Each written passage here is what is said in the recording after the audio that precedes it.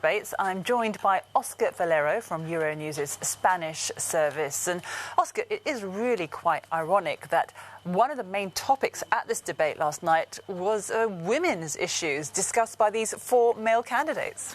Well, there was like a small part on the debate that was quite tense when the two candidates of the conservative parties, the Conservatives and the Liberal, discussed with Pedro Sánchez about the visions of on feminism. But it's true that feminism has been a very important issue in these elections, as we could see reported here in Euronews in many times. And the thing is that Pedro Sánchez, the Prime Minister, presented his record as the first Prime Minister, or the Prime Minister that put more women on his cabinet. So he tried to discuss this issue, but it's obviously something that all the candidates were a little bit uncomfortable to discuss. But the issue that really fired up the candidates was that of Catalonia and the bid by some separatists there for independence from Spain. The truth is that the campaign has been marked by this issue since the start, and even before. So all the candidates try to mark their territory on this. First of all, because the Conservative and the Liberal had to show how firm they are with independentists, but the leftist candidates had to say, okay, we want to dialogue, but without alienate their voters in the rest of Spain. I mean, to try to show which are the differences. So that's why this was so important. But there are a lot of other issues that concern Spanish voters apart from Catalonia. Of course, we didn't hear any debate. We heard debate about Catalonia, but we didn't hear any debate about unemployment, about fiscal reform. We didn't hear anything about that.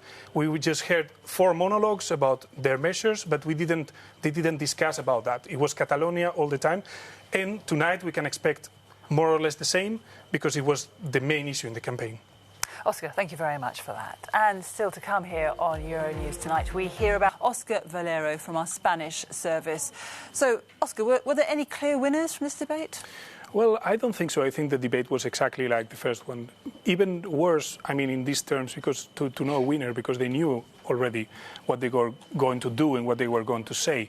So, in the end, they were so prepared to each other that it was very difficult for them. Actually, one of the candidates was so overacting because he tried to push his stand like in the first debate. So it's impossible to know who was the winner. Now, it was striking that the far-right party, Vox, which has only recently been formed, was not at this debate. That's because it doesn't have seats in Parliament. Could this actually be to its advantage?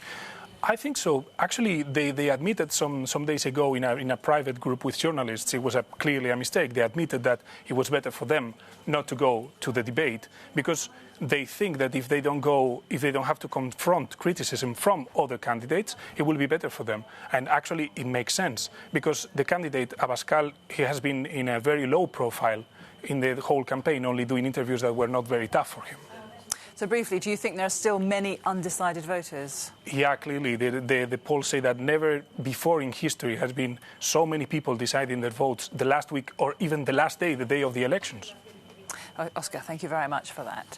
Still to come here on Euronews.